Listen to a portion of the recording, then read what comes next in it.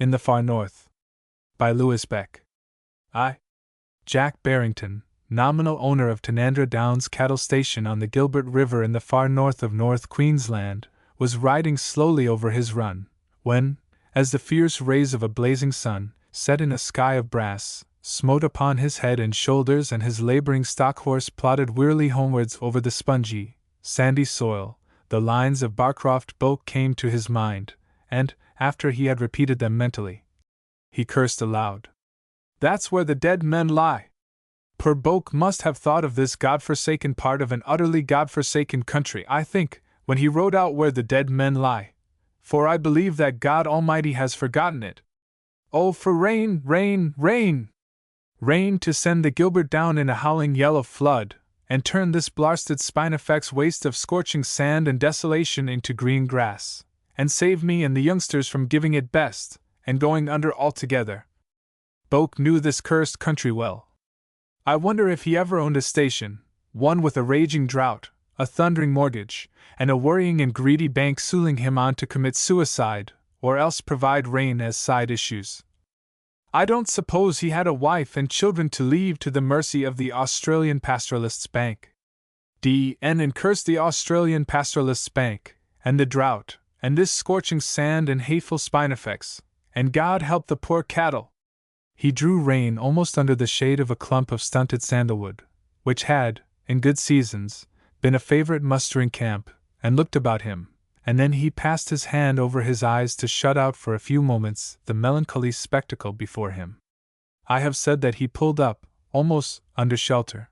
Further he could not advance, for the hard, parched ground immediately under the shade of the sandalwoods was thickly covered by the stiffened, sun-dried carcasses of some hundreds of dead cattle, which, having become too weak to leave the sheltering trees in search of food and water, had lain down and died. Beyond, scattered singly and about in twos and threes, were the remains of scores of other wretched beasts, which, unable to drag themselves either to the sandy riverbed or to the scanty shade of the stunted timber, had perished where they fell. With a heavy sigh Harrington dismounted, took off his water bag from the saddle, and pouring a little water into his hat, gave his horse a drink. Then he drank a few mouthfuls himself, filled and lit his pipe, and sat down, to rest a while until the sun had lost its fierce intensity, and think. And he thought despairingly of the black prospect which for the past 6 or 7 months had tormented him by day, and haunted him at night, broken now and then with a gleam of hope when the pitiless blue of the sky changed to gray, and rain seemed near, only to be followed by renewed and bitter disappointment. "It cannot last much longer," he thought. "Even if rain came within a week, the rest of the poor brutes left alive will be too weak to recover, and there's not hands enough on the station to cut leaves for them. Even the blacks have cleared out lower down the river, found a good waterhole I dare say, and like wise niggers are camping there. Why doesn't Providence give a poor honest bullock as much show for his life in a drought as a damned, filthy blackfellow? Instead of hoofs, in this part of the country at any rate, cattle ought to have feet like a bandicoot, then the poor beast could worry along by digging waterholes in the river bed." Then, sick at heart as he was, a faint smile flitted over his sun-bronzed face at the fancy. An hour passed, and Harrington, with another weary sigh, rose and saddled his horse, one of the few now remaining to him and able to carry a rider. 5 miles away from the sandalwood camp was another and larger patch of timber, tall, slender brigalows, which grew on the edge of a dried-up swamp, once the haunt and breeding place of countless thousands of wild duck, teal, and geese. This was another of the mustering camps on Tanandra, and as it lay on his way home, he decided to go there and see if any of the big swamp cattle were still alive. As he rode slowly over towards the fringe of timber, the westering sun turned from a dazzling, blinding gold to a gradually deepening red, and his sweating horse gave a snort of satisfaction as the soft, spongy, and sandy Spinifex country was left behind, and the creature's hoofs struck upon the hard sun-baked plain of yellow earth which lay between the two camps. Looking down at the great, widely spreading cracks in the hungry soil, the result of a 7 months' continuous drought, Harrington almost unconsciously bent his head and thought that surely God would send rain. He was not a religious man in the conventional sense. He had never been inside a church in his life, but the memory of his dead mother's belief in God's mercy and goodness was still strong within him. The Brigalow scrub was about 1/2 mile in length, and stood between the swamp and the high river bank. At the dried-up bed of the swamp itself he did not care to look a second time.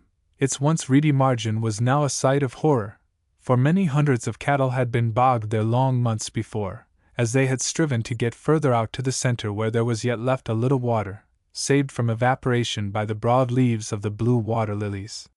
Skirting the inner edge of the scrub till he reached its center, he looked carefully among the timber, but not a beast was to be seen. Then dismounting he led his horse through, came out upon the river bank, and looked across the wide expanse of almost burning sand which stretched from bank to bank, unbroken in its desolation except by a few ti trees whose roots, deep down, kept them alive. "Bob, old fellow," he said to his horse, "we've another 10 miles to go, and there's no use in killing ourselves. I think that we can put in half an hour digging sand, and manage to raise a drink down there in the river bed." Still leading the animal, which seemed to know his master's intention, Harrington walked down the sloping bank, his long riding boots sinking deeply into the fine, sandy soil, and Bob pricked up his ears and gave a true stock-horse sigh of weariness and anticipation combined. On the opposite side of the river bed and close under the bank were growing 2 or 3 heavy ti trees, and here, just as the sun had set, he halted, again unsaddled, and after lighting a fire, began to scoop out a hole with his quart pot in between the roots of the trees. For some minutes he worked on with energy, then he stopped and listened, and Bob, too, turned his head inquiringly, for he also had heard the sound. It was only the cry of a beast, but it seemed so near that Harrington ceased his digging and stood up to look. Not 100 yards distant he saw, by the light of the now brightly blazing fire, 4 gaunt steers and a skeleton heifer, staggering and swaying over the river sand towards him. In their weakness and agony of hunger and thirst the poor creatures had seen the man and the horse. As they toiled towards the light of the fire, a dreadful, wheezing moan came from the parched throat of the leading steer as it labored pantingly over to something human, something it associated with water, and grass, and life, and presently the wretched animal, with one last effort, fell in its tracks almost at Harrington's feet. It lay there quiet enough for a minute or two, with lean, outstretched neck and one horn buried in the sand, its fast glazing eye turned to the man, and seeming to say, "Give me water or death." Harrington, wrought up and excited to the last pitch, flung himself upon his knees, and placed his cheek against that of the dying steer, and a sob burst from his bosom. "O God, if there is a God, have mercy upon these thy dumb creatures who suffer such agony." He stepped up to his horse, took his revolver out of the pouch, and then a merciful bullet ended the sufferings of the thirst-stricken animal at his feet. "Steady, Bob, old man! Steady there!" he said brokenly. "I may have to do the same to you before long." And then, tearing off a long piece of dried ti tree bark from one of the trees, he thrust it into the fire. Then, with the blazing torch in his left hand, and his pistol in his right, he tramped over the sand to the remaining cattle, and shot them dead one by one. Then back to his digging again. A drink of thick, muddy water for his horse, and then with a dull sense of misery in his heart he led Bob up the bank and began the last stage of his ride home to his anemic, complaining, shallow-brained wife and the weakly children who, instead of being the consolation of his life in his misfortunes, were an added and ever-present source of misery and despair. 2.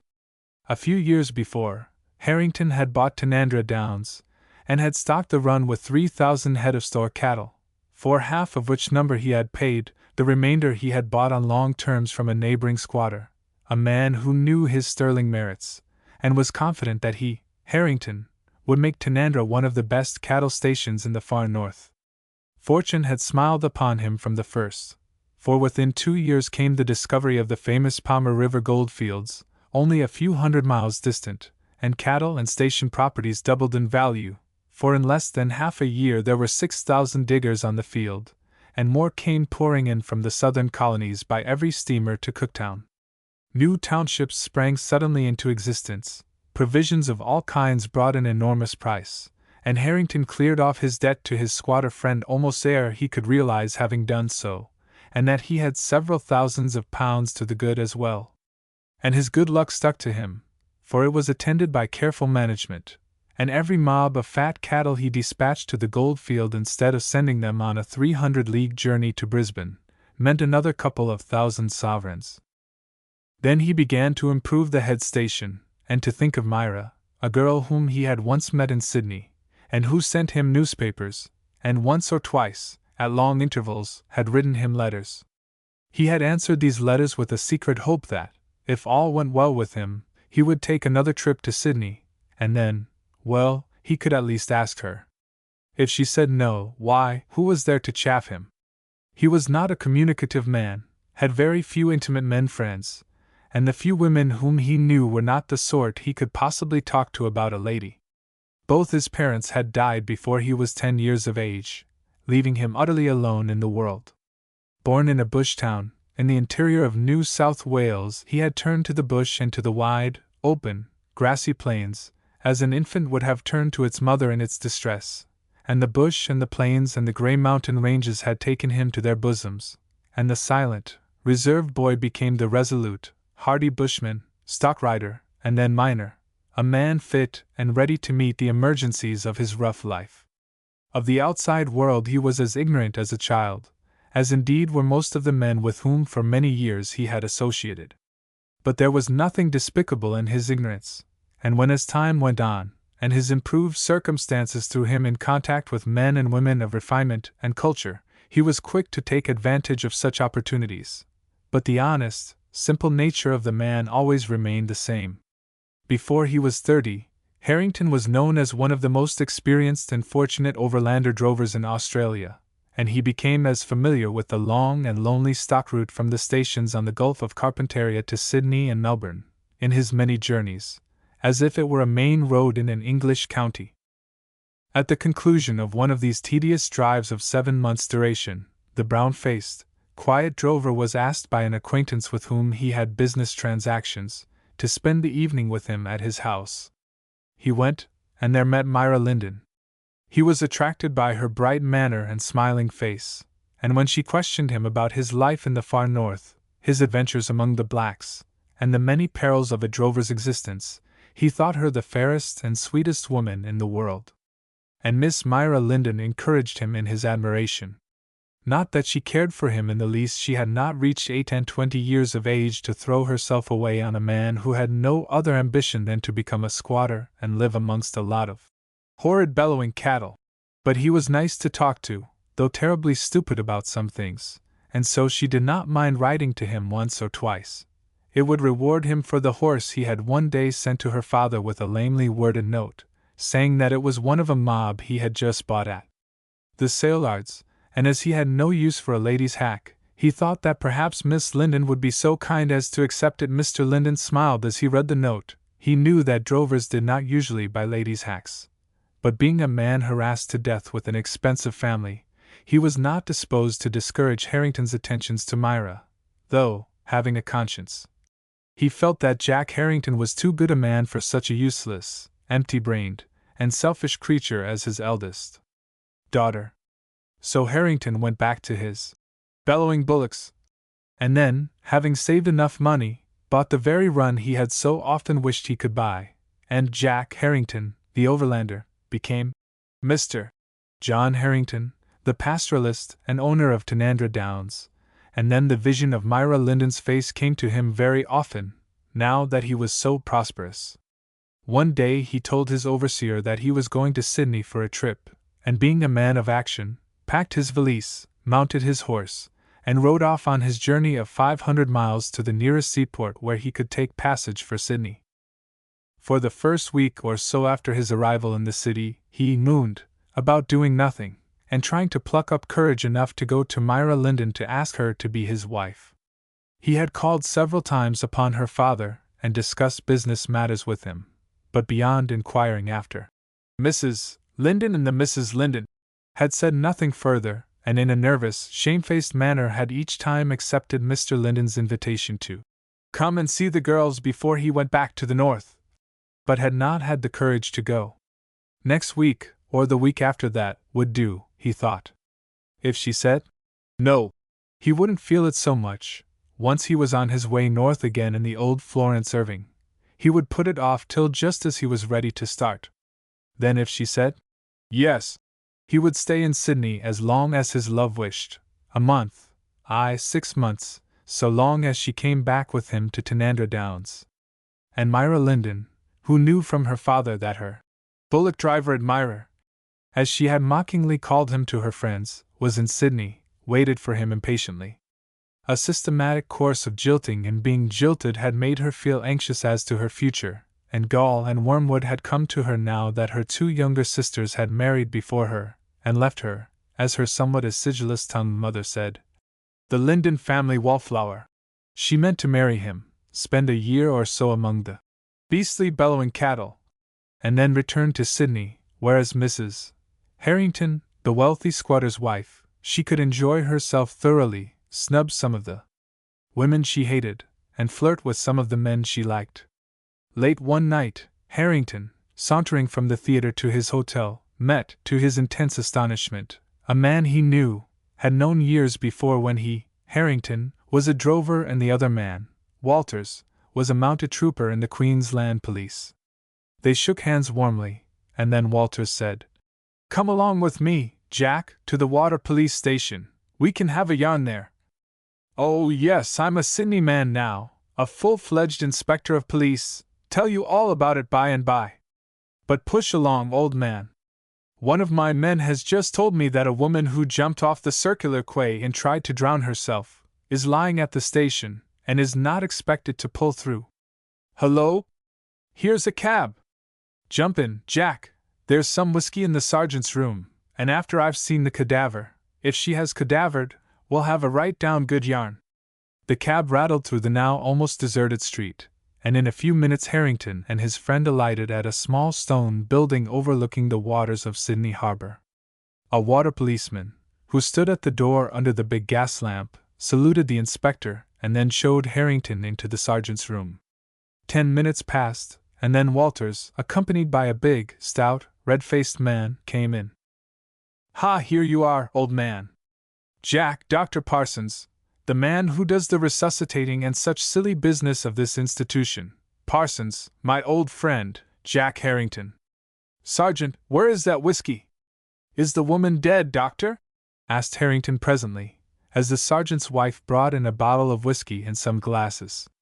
"No," replied the police doctor slowly, as he poured some whiskey into his glass. "She is not dead, but she may not live much longer, a day or so perhaps. It all depends. Shock to the system. One of the usual sort, Parsons, I suppose?" inquired Walters. "Left the baby on the wharf, with a written request for some kind Christian to love it, eh?" The fat doctor grunted. "You're a beast, Walters. There's no baby in the case. Here, give me 10 shillings. You'll spend more than that in drinks before you go to bed tonight. This girl isn't one of the usual sort. She's a lady, and she's been starving. So ante up, you ex-nigger-shooting Queen's Land policeman, and I'll add another half SOV.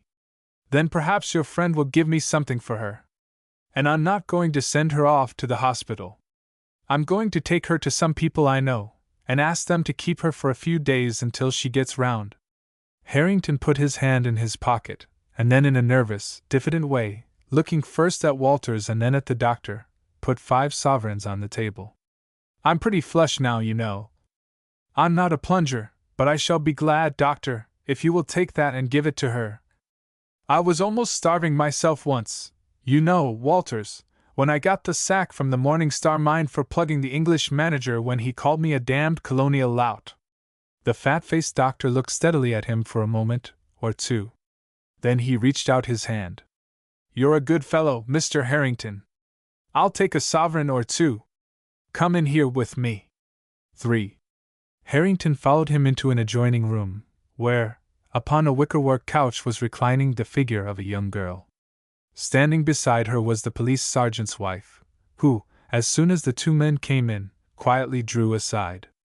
"Now here I am back again, my dear child," said the doctor good-humoredly. "And here is a very old friend of mine, Mr. Jack Harrington, and we have come to cheer you up and tell you that you have 2 or 3 good friends. And we won't let any women or parsons come to you and worry you, and tell you that you have been a wicked girl, and ought to have thrown yourself upon God's mercy and all that sort of thing.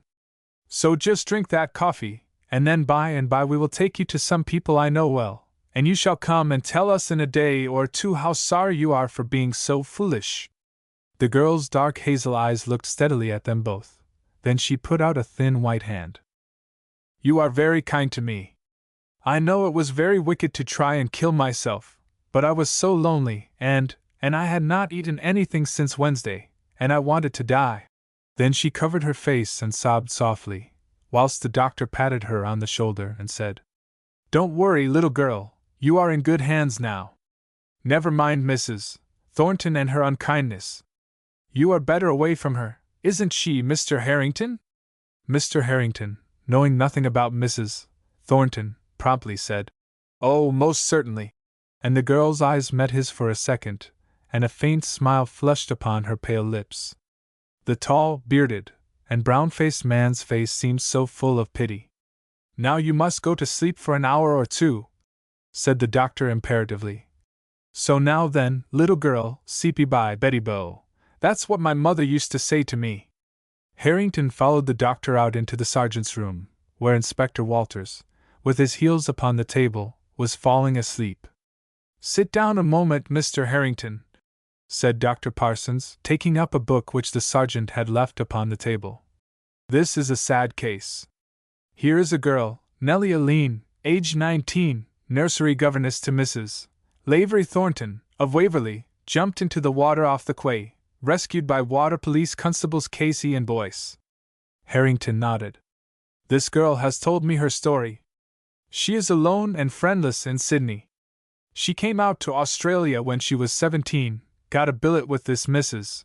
Lavery Thornton, who seems to be a perfect brute of a woman, suffered a 2 years' martyrdom, and then was dismissed from her situation with the large sum of 22 shillings in her pocket. Tried to get another such position, but people wouldn't take her without a recommendation from her last place. The Thornton woman wouldn't give her one, said she was too independent.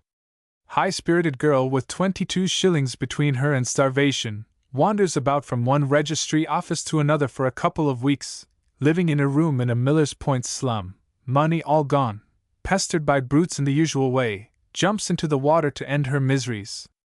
Rough, isn't it?" Harrington nodded. "Poor thing! I should like you, Dr. Parsons, to let her know that she has friends. Will you let me help? £50 or £100 won't hurt me, and I've been stone broke myself.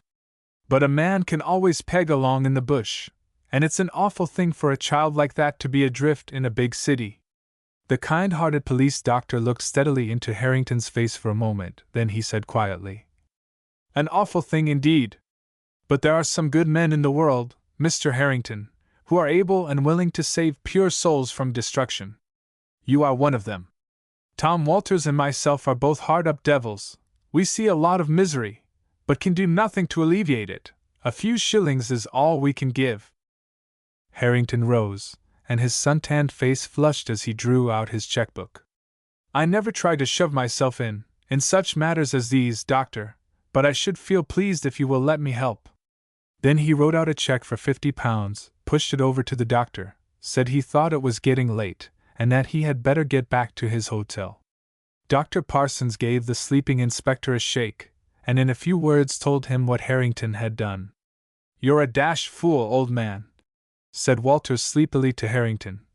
"Most likely she'll blue your 50 quid, and then blackmail." The doctor's hand descended upon the inspector's shoulder. "Shut up, you beastly old wretch. Do you think all women are alike?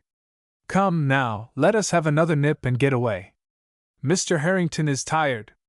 Sergeant!" The sergeant came to the door. "Thompson, take good care of that young lady. We happen to know her. If she awakes before 8 o'clock in the morning, tell her that she is to stay with your wife till I come to see her at 9 o'clock. Any effects, Sergeant?" "Yes, sir." And the sergeant took out his notebook. 7 pawn tickets, 5 pennies, and a New Testament with Nellie Aline written inside. "Here, give me those tickets, I'll take care of them, And Thompson, if the newspaper fellows come here tonight, say that the young lady fell over the wharf accidentally, and has gone home to her friends. See? I see, sir, said Thompson, as the good-hearted doctor slipped half a sovereign into his hand. Then the three men stepped out into the street and strolled up to the Royal Hotel, and sat down in the smoking room, which was filled with a noisy crowd, some of whom soon saw Walters and called him away, leaving the doctor and Harrington by themselves. Better take this back, Mr. Harrington. And Dr. Parsons handed him his check. 2 or 3 pounds will be quite enough for the poor girl. Not I, said Harrington with a smile. 50 pounds won't ruin me, as I said, and it may mean a lot to her, poor child. And I feel glad that I can help someone who is all right, you know. Now I must be off. Good night, doctor. Parsons looked at the tall manly figure as he pushed his way through the noisy crowd in the smoking room, and then at the check in his hand.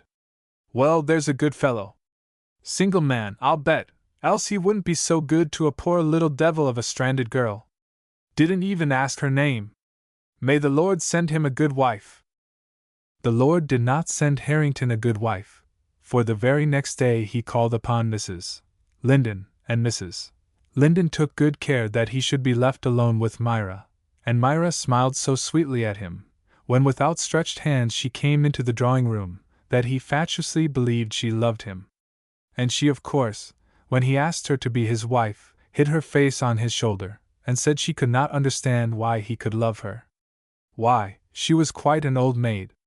Amy and Gwen were ever so much prettier than she, and she was sure that both Gwen and Amy, even though they were now both married, would feel jealous when they knew that big, handsome Jack Harrington had asked her to be his wife, and so on and so forth, as only the skilled woman of 30, whose hopes of marriage are slipping by, knows how to talk and lie to an eligible man and used to women's ways.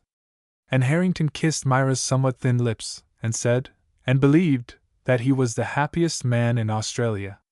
Then Mrs.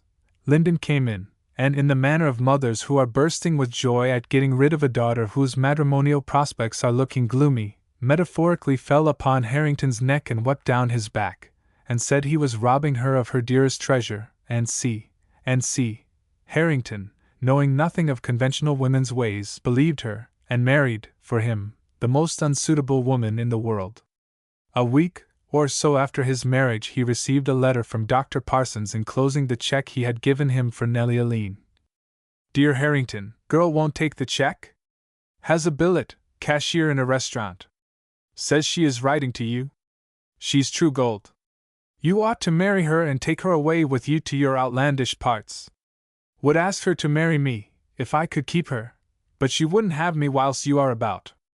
Always glad to see you at my diggings. Whiskey and soda and such, and a hearty welcome.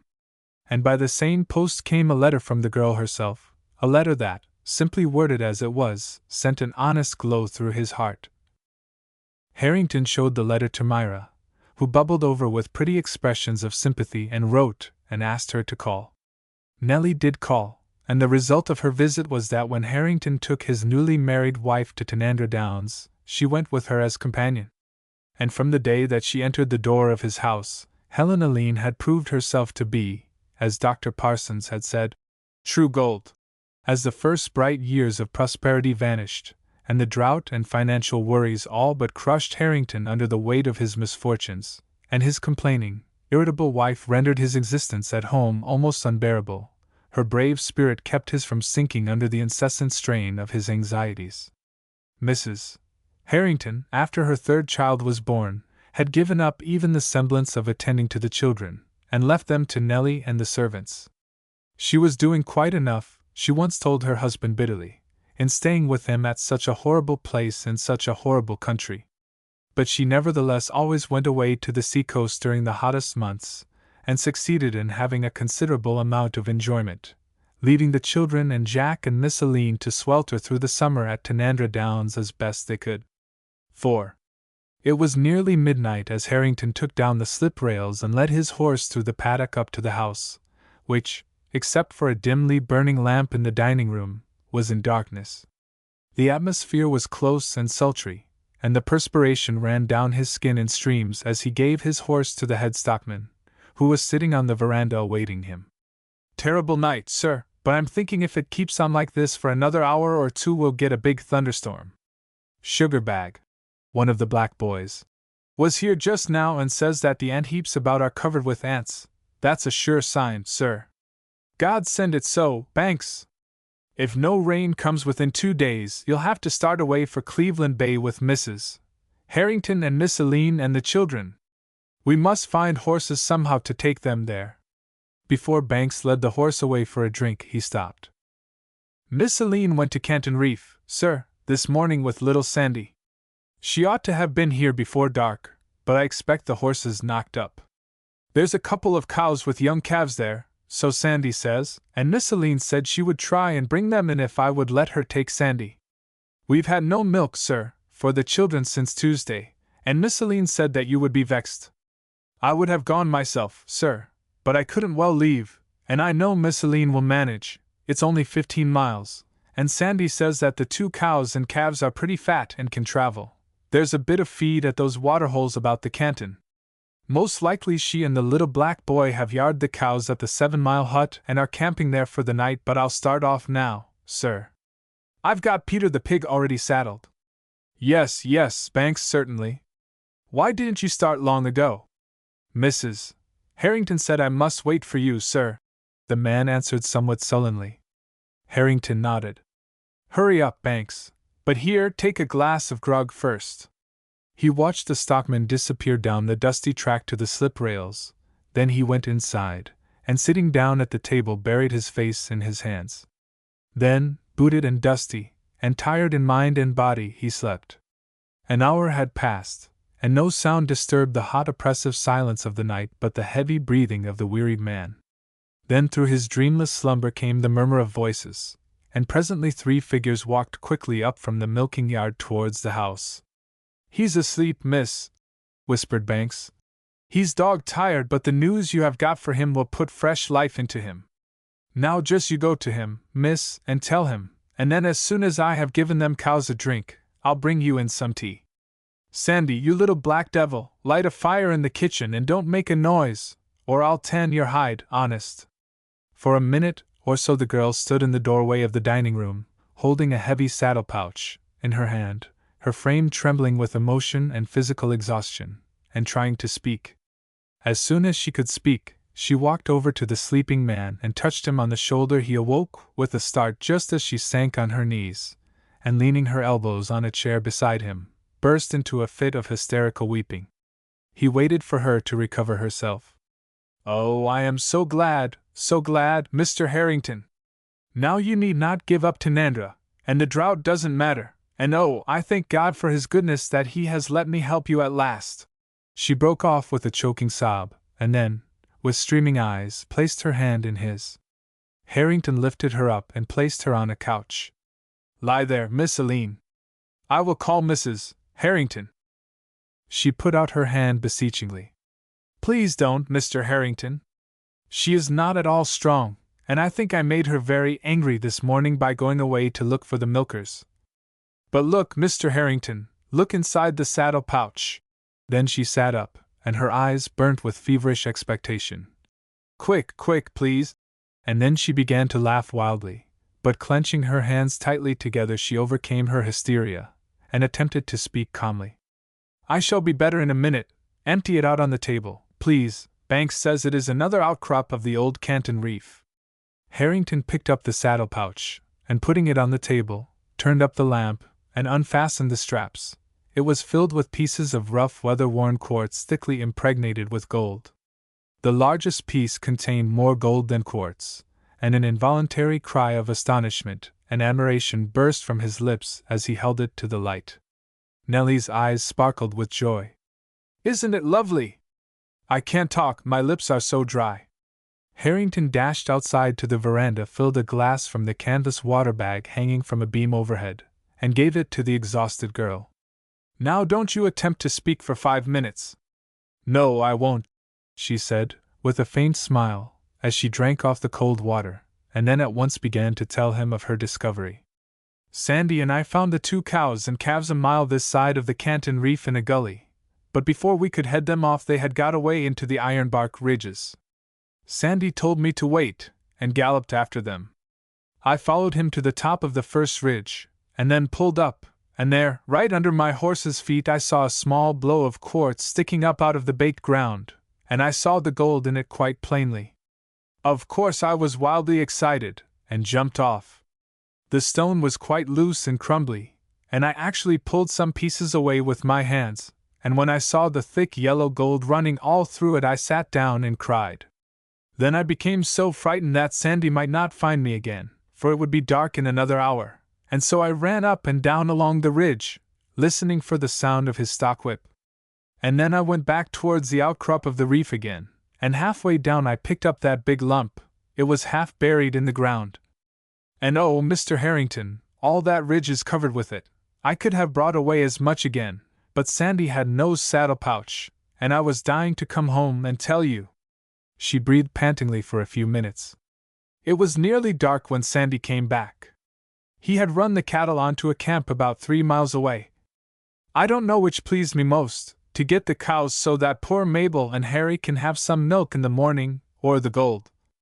Banks met us halfway from the 7-mile hut, and took me off my horse and put me in front of him. Banks came to the door, carrying a tray with a cup of tea and some food. Here ye are, Miss Aline, ye're a born stockman, and a prospector, and, God bless you, miss, you've brought the rain as well. For as the rough, hairy-faced stockman began to speak, a low rumbling sound of thunder smote the silence of the night, followed by a loud appalling clap, and then another, and presently a cooling blast of wind came through the open door, and stirred and shook the Venetian blinds hanging outside. Banks almost dropped the tea tray, and then darting outside, dashed his cabbage tree hat on the ground, and began to dance as the first heavy drops of the coming deluge fell upon his head. In less than 10 minutes, Harrington, with silent joy in his heart, was standing at the doorway, watching the descending torrents of rain, that rain which to his bushman's heart meant more than all the gold which lay beneath the earth. He had, as it first began to fall, rushed into his wife's bedroom, and kissed her and the terrified children. "The rain has come, Myra, thank God," he said, and then he added quietly, "I have more good news for you in the morning." Mrs. Harrington said she was quite aware of the rain having come. The disgusting noise of the thunder had made the children scream. Had Miss Aline come back? And brought the cows? His other good news could keep till the morning. Harrington turned away from her with a feeling of dulled resentment. He knew what the girl had suffered, and his wife's heartlessness cut him to the quick. As he stood watching Banks and the black boys filling every available tank and cask on the station from the downpour off the roof, Nellie rose from the couch on which she had been lying, and touched his arm timidly. "Don't you believe in God's goodness now, Mr. Harrington? See, He has sent the rain, and He has granted my daily prayer to Him that I, too, might help you. And Banks says that this is not a passing thunderstorm, but that the drought has broken up altogether, for see, the wind is from the south." Harrington raised her hand to his lips. "I have always tried to believe in God and in His mercy, Miss Aline." "Not always, Mr. Harrington," she said softly. "Don't you remember when all the big swamp mob were bogged and dying, that you said that if He would not hear the moans and see the agonies of the beasts He had created, that He would not listen to the prayers of human beings who were not suffering as they suffered? And today, as Sandy and I rode along to the Canton Reef, I prayed again, and always when I passed a dying beast I said, 'O God, have mercy upon these Thy dumb creatures who suffer much agony.'" Harrington's chest heaved. "And I prayed as you prayed, Miss Aline, but I said, 'O God, if there is a God.'" She put out her hand to him, and her dark eyes filled with tears. "He has answered our prayers. And now, good night. I wish I could go out into the rain. I feel I could dance for joy. Mr. Harrington, do let me go to the Canton Reef with you tomorrow. Everything will be all right tomorrow, won't it? But there, how thoughtless I am. I am going to milk those 2 cunning cows till they are dry. Poor little Harry does so want some fresh milk. Good night, Mr. Harrington. I shall sleep happily tonight. Everything will be all right tomorrow." At breakfast time next morning the rain was still falling steadily, and Mrs. Harrington decided to join her husband at the morning meal. Harrington rode up to the door and smiled brightly at his wife. "Waiting for me, dear? I won't be long. The river is running now, Myra, running after 2 years. I'm off to Miss Aline's reef as soon as I've had a bit of tucker." "Where is she?" "In bed, I presume," said Mrs. Harrington acidulously. "She might have remembered that I was very much upset last night by that horrible thunder, and have risen earlier and attended to the children." A look of intense disgust came over her husband's face. "Myra, the girl was done up dead beat. Won't you go and see if she is able to get up?" Mrs. Harrington rose stiffly. "Oh, certainly, if you wish it. But I think it is a great mistake. She really ought to have considered the children, and—" The head stockman's wife met her at the door, and looking past her mistress, spoke to Harrington in terrified tones. "Miss Aline is dead, sir!" Harrington sprang from his chair. "Dead, Mrs. Banks?" "Yes, sir. I was only just in time. She only says, 'Tell Mr. Harrington that I am so glad that everything will be all right now,' and then she smiled, sir, and says as I was to kiss Master Harry and Miss Mabel for her, as she was a-going. And then she says, 'Isn't God good to send the rain, Mrs. Banks? Everything will be all right now for poor Mr. Harrington, rain and gold.' Then she just laid quiet for a minute, and when I looked at her face again, I saw she was dead." A year later, Jack Harrington, again one of the wealthiest cattlemen in North Queensland, and the owner of one of the richest gold mines in the colony, was riding home to his station. Behind him he heard the clatter and clash of the 20-stamper battery that on the Canton Ridge was pounding him in so many thousands of pounds a month. Before him lay the sweeping grassy downs and thickly timbered creeks of a now smiling country. His wife and children had long before returned to the cooler south, and in his heart was a great loneliness. Not, perhaps, for them, but because of the memory of the girl whose prayer to the Almighty had been answered, and who was resting on the bank of the Gilbert under the shade of a big Leichhardt tree.